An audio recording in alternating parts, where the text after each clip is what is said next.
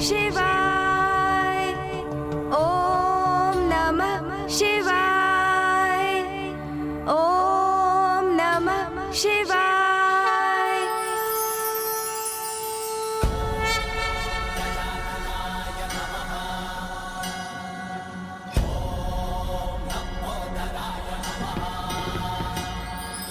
ओम नमः शिवाय। ओम गं गणपतये नमः। ओम गणपतये नमः।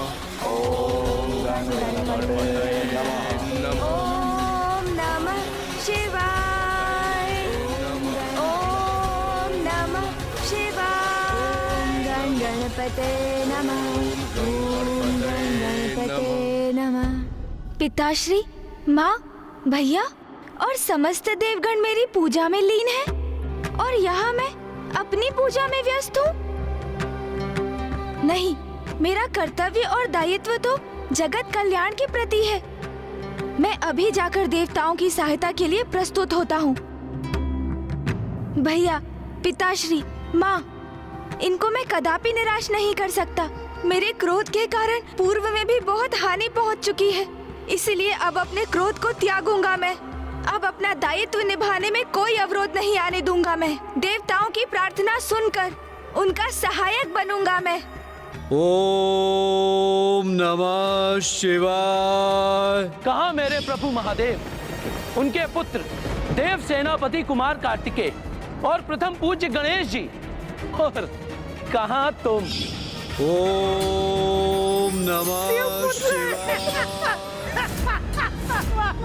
ओम नमः शिवाय।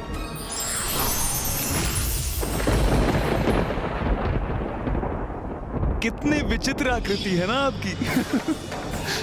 खंभ जैसे हाथ पांव, विशाल काय गज का शीश और उधर मानो अन्न का भंडार हो।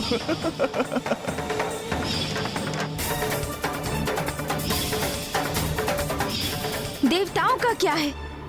वो तो मात्र चंद्रदेव को शाप मुक्त कराने का अनुरोध करेंगे मुझसे, क्योंकि वो भी देवता हैं। किंतु यदि चंद्रदेव ने उनमें से किसी की भी पत्नी अथवा माता को अपमानित किया होता, तो क्या वो उन्हें क्षमा कर देते? नहीं, कदापि नहीं। तो मैं उन्हें क्यों क्षमा करूं?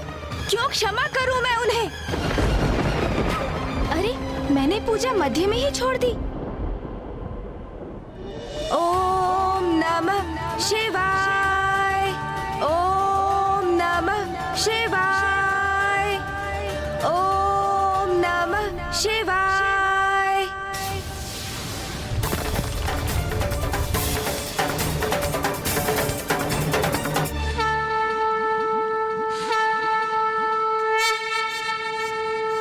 उमा, जो उचित है वो मैं करूं, इसकी प्रेरणा आपने ही मुझे दी थी। किंतु अब समय आ गया है कि आप भी वो कीजिए जो उचित है, क्योंकि यदि अब आपने ऐसा नहीं किया तो हमारी सृष्टि की रक्षा का हमारा दायित्व निरर्थक हो जाएगा, क्योंकि कुछ भी शेष नहीं रहेगा, सब कुछ नष्ट हो चुका होगा। रक्षा हेतु कुछ भी शेष नहीं रहेगा। ओम गण गणपते नमः। ओम गण गणपते नमः। ओम गण गणपते नमः। ओम गण गणपते नमः। ओम गण गणपते नमः। ओम नमः शिवाय। ओम नमः शिवाय। ओम नमः शिवाय। ओम नमः शिवाय।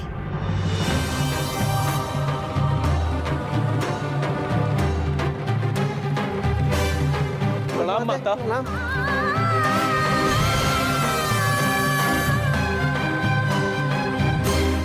माता तो अत्यंत क्रोधित प्रतीत हो रही हैं, और भीतर गणेश जी भी कुपित अवस्था में है।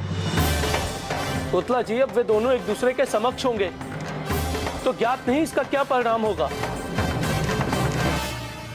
ओम नमः शिवाय।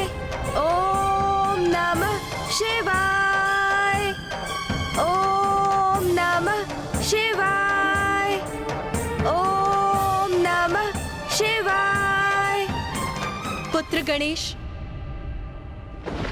माँ, माँ,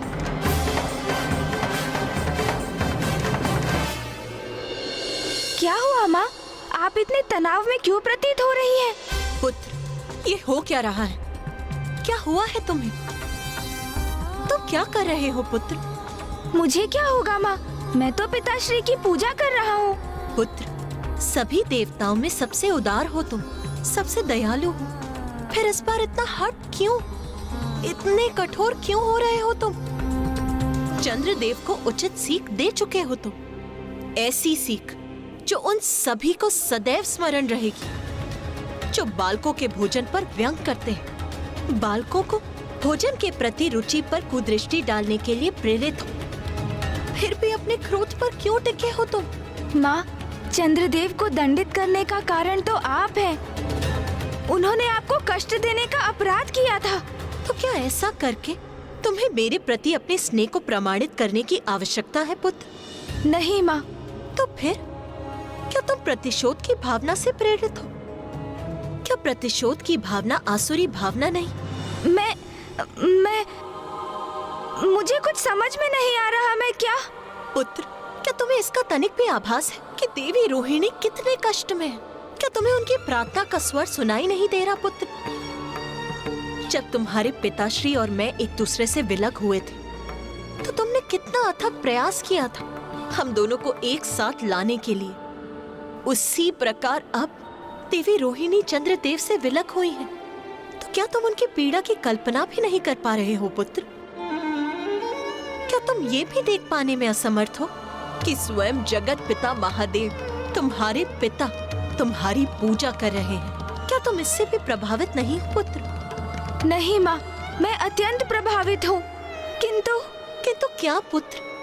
जिस माँ के लिए तुमने स्वयं चंद्रदेव को दंडित किया, वो तुम्हारी प्रार्थना कर, तुम्हारी गुहार लगा रही है। ओम गंगणपते नमः। ओम गणपतये नमः। ओम गणपतये नमः।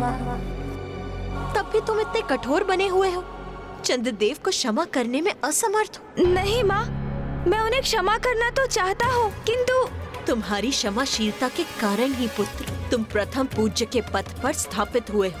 मेरा विश्वास कीजिए माँ, मैं उन्हें क्षमा करना चाहता हूँ, किंतु अकस्मात मैं पुनः आवेशित हो जाता हूँ।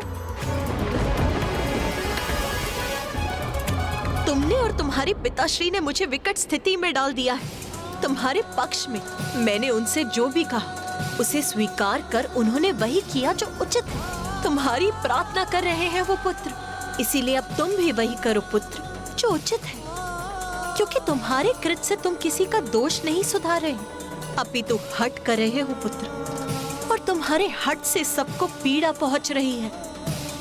संपूर्ण सृष्टि संकट में आ रही है, जो मैं कदापि होने नहीं दूंगी पुत्र।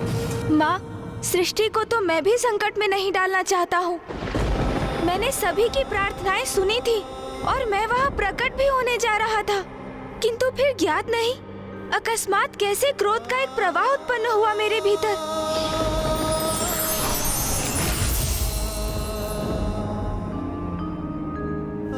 और मैं पुनः क्रोधावेश में बह गया। माँ, क्रोध के उन्माद से मुक्त होना तुम्हें सीखना होगा पुत्र।